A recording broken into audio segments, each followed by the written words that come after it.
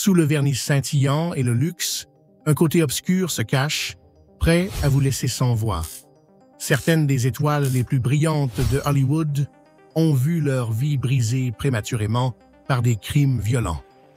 Voici 10 célébrités de Hollywood tragiquement assassinées.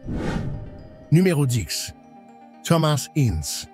Thomas Harper Ince est considéré comme le père du genre western et un pionnier de la production cinématographique grâce à son introduction du système de production en chaîne dans le Hollywood naissant. Après avoir fêté ses 42 ans, sa mort est devenue presque aussi légendaire que les films qu'il produisait, bien que de nombreuses histoires ayant été romancées. Né dans une famille d'artistes à Newport, le 16 novembre 1882, Ince passa d'acteur de théâtre sans succès à l'un des premiers magnats du cinéma.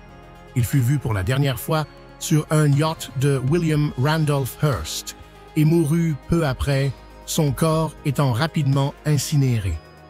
Les rumeurs parlaient d'un coup accidentel tiré par Hearst, jaloux de la relation entre Chaplin et Davis.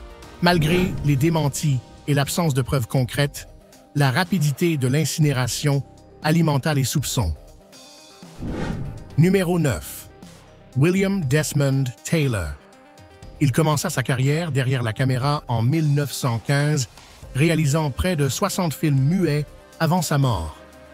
Il était aussi actif en tant qu'acteur, apparaissant dans presque 30 productions. Sa mort soudaine, à l'âge de 49 ans, bouleversa l'industrie cinématographique. Initialement attribuée à une hémorragie gastrique par un médecin présent sur les lieux, une enquête plus approfondie révéla que Taylor avait été touché au moins une fois par une arme de petit calibre. Ses effets personnels restèrent intacts, excluant ainsi le vol comme mobile. Taylor avait récemment montré une importante somme d'argent à son comptable, une somme qui disparut sans explication. L'actrice Mary Miles Minter, liée sentimentalement à Taylor, révéla qu'il avait fait des affirmations délirantes sur des personnes de son cercle social. Cette découverte entacha sa réputation.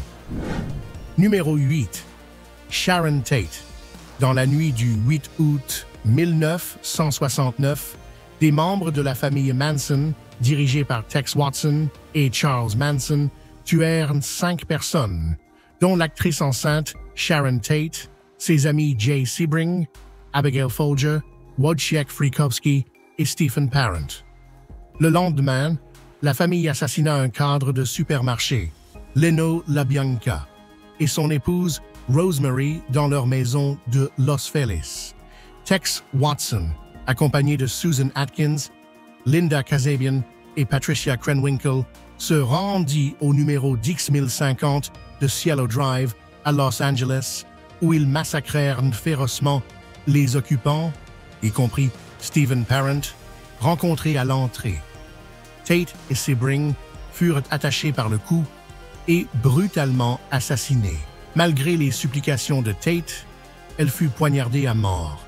Atkins, suivant les instructions de Manson, écrivit « Pig » sur la porte avec le sang de Tate. Ces meurtres choquèrent le pays et marquèrent une sombre page de l'histoire américaine. Numéro 7. Phil Hartman. Phil Hartman fut tragiquement assassiné en 1998 à l'âge de 49 ans. Le soir du 27 mai, Bryn Hartman alla dîner avec son amie et productrice télévisuelle Kristen Zander dans un restaurant italien, Buca di Beppo. Après avoir bu 2 verres sans mentionner de problème, Bryn rentra chez elle. Là, une dispute éclata avec Phil, qui lui avait ordonné de ne pas retomber dans la consommation de drogue, sous peine de mettre fin à leur relation. Après la querelle, Phil alla se coucher, mais Bryn lui tira 3 balles avec un revolver de calibre 38, 2 dans la tête et 1 dans le flanc, le tuant sur le coup. Par la suite, Bryn se rendit chez son ami Ron Douglas et lui avoua le meurtre. Lorsque la police arriva à leur domicile, Bryn s'enferma dans la chambre et se suicida. Numéro 6. Lana Clarkson.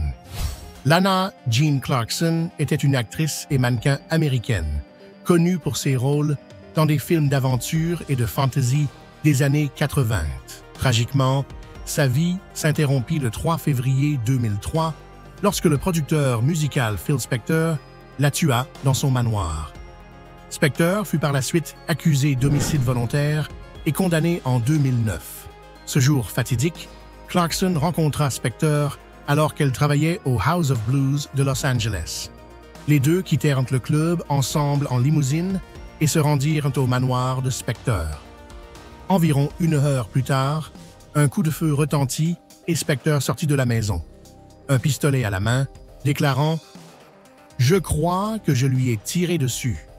Spector affirma ensuite qu'il s'agissait d'un accident. Cependant, il fut reconnu coupable et condamné à 19 ans de prison. Il mourut en 2021, durant sa détention.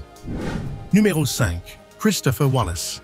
Christopher Wallace, connu sous le nom de Notorious B.I.G., était un rappeur et auteur légendaire né à Brooklyn, New York. Malgré une enfance marquée par un environnement difficile entre drogue et criminalité, il devint une figure majeure de la musique hip-hop. Son premier album, Ready to Die, publié sous le label Bad Boy Records de Sean Puff Daddy Combs, le rendit célèbre en seulement 2 ans.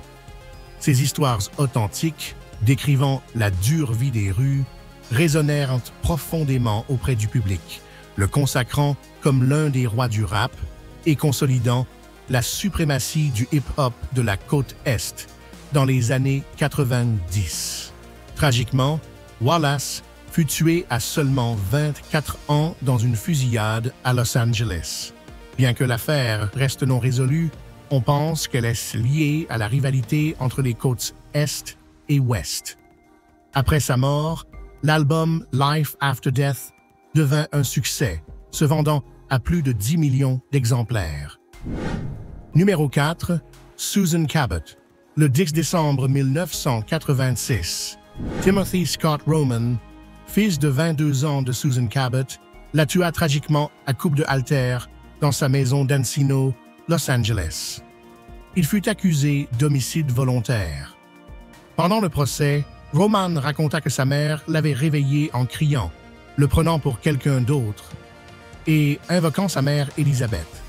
Lorsqu'il tenta d'appeler à l'aide, Cabot l'aurait attaqué avec un halter et un ciseau, le forçant à se défendre. Initialement, il dit à la police qu'un homme déguisé en ninja avait commis le crime, craignant qu'il ne croie pas à la maladie mentale de sa mère. La défense argua que sa réaction violente avait été influencée par des médicaments pour le nanisme et des troubles hypophysaires, contaminés par des prions de la maladie de Creutzfeldt-Jakob. Numéro 3. Bob Crane. Bob Crane gagna en notoriété en tant que vedette de la série télévisée populaire Hogan's Heroes. Après la fin de la série, il se consacra au théâtre, jouant dans la pièce Beginner's Luck à Scottsdale, en Arizona. Malheureusement, le 29 juin 1978, Crane fut retrouvé mort dans son appartement, étranglé avec un câble électrique et frappé mortellement avec un trépied de caméra. Sa vie privée, marquée par de nombreuses aventures documentées par des photos et vidéos, attira l'attention nationale et alimenta l'hypothèse que son meurtre avait été commis par un amant éconduit ou une personne proche. Bien que son ami John Henry Carpenter ait d'abord été soupçonné, les preuves ne suffirent pas à l'incriminer. Même une analyse ADN menée en 2016 n'apporta pas de nouvelles conclusions. À ce jour, l'affaire reste non résolue. Numéro 2. Brandon Lee. Brandon Lee mourut le 30 et 1 mars 1993 à Wilmington, en Caroline du Nord, à cause d'un accident avec une arme à feu lors du tournage du film The Crow. L'acteur, alors âgé de 28 ans, était le fils de la légende des arts martiaux Bruce Lee. Au moment de l'accident, Brandon tournait son 9e film, The Crow. et sa carrière était en pleine ascension. La tragédie se produisit lors d'une scène de fusillade où le personnage interprété par Michael Massey devait tirer sur Lee. L'arme ne devait contenir que des balles à blanc, mais lors de la deuxième prise, une erreur fatale se produisit. Une pointe de balle réelle, oubliée dans le canon, toucha l'acteur. Bien que la scène ait été terminée, Brandon ne se releva jamais. L'industrie cinématographique resta bouleversée par la perte inattendue d'une jeune promesse. Numéro 1. Ramon Navarro. Le 30 octobre 1968, deux jeunes hommes sonnèrent à la porte d'une maison à Laurel Canyon. Ils furent accueillis par un homme de 69 ans en robe de chambre. Quelques heures plus tard, l'homme fut retrouvé mort, battu brutalement et asphyxié dans son propre sang. Il s'agissait du Latin Lover de Hollywood, Ramon Navarro. Son assassinat révéla sa sexualité, le rendant, malgré lui, un symbole d'Hollywood gay. Navarro était devenu une star internationale avec Ben-Hur en 1926 et continua d'interpréter des rôles majeurs, même à l'ère du cinéma parlant. Pour éviter les foules de fans, il voyageait sous un déguisement comprenant moustache et barbe postiche. Cependant, son véritable amour était le chant, et il réalisa plusieurs tournées à succès en Europe et en Amérique du Sud. Sa vie resta marquée par l'écart entre ce qu'il souhaitait être et ce qu'il était réellement. Aujourd'hui, notre voyage touche également à sa fin, mais ce n'est pas le dernier. N'oubliez pas de laisser un j'aime, un commentaire et de vous abonner à la chaîne si vous avez aimé la vidéo. À la prochaine aventure.